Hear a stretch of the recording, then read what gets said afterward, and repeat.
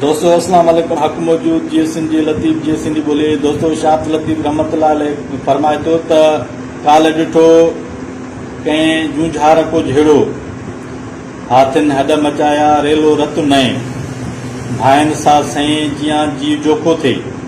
दोस्तों 30 जून ते हिन अफ़गान पनाहगीरनि जो मुद्दो पूरो थी रहियो आहे।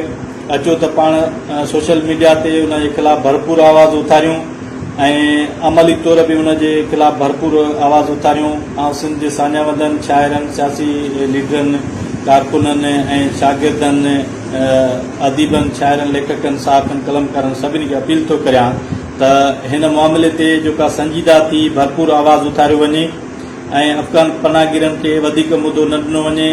हीअ जेके अफ़गान पनाहगीर आहिनि इहे पंहिंजे वजूद में सिर्फ़ ऐं सिर्फ़ इंता पसंद, नसुल परस्त, वहशी, ज़ालिम ऐं दरंदा आहिनि जेके धरती धड़नि ते मुख़्तलिफ़ वक़्तनि ते मुख़्तलिफ़ हमला कंदा रहिया आहिनि। असां ॾोह कहिड़ो कयोसीं, असां हिननि खे पंहिंजी धरतीअ ते, पंहिंजे वसीलनि ते, पंहिंजे नौकरियुनि ते, पंहिंजे रोज़गार ते बोझ सम्झूं था।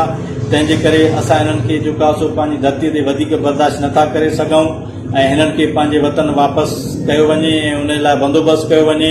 असां सिंध सरकार खां बि अपील था करियूं ऐं वफ़ाक़ खे बि चिता था ॾियूं त असां अफ़गान पनाहगीरनि खे वधीक जेको आहे सो हिन धरती ते बर्दाश्त न कंदासीं।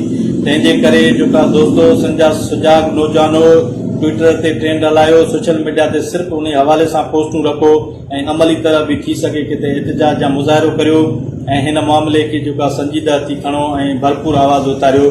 गो अफ़गानी गो जो नारो लॻायो। दोस्तों जेकॾहिं हीअ वीडियो मुंहिंजो पसंदि अचे त महिरबानी करे हिनखे शेयर करियो त हीअ पैगाम मुंहिंजो आम सिंधीअ ताईं जेको आहे पहुचे ऐं आला अख़्तियारनि ताईं बि पहुचे। इंशाअल्लाह वरी कंहिं नए मौज़ूअ सां तव्हां मुखातिब थींदासीं। तेसिताईं ॾियो इजाज़त। सिंध सलामत, साथ सलामत, अल्लाह हाफ़िज़।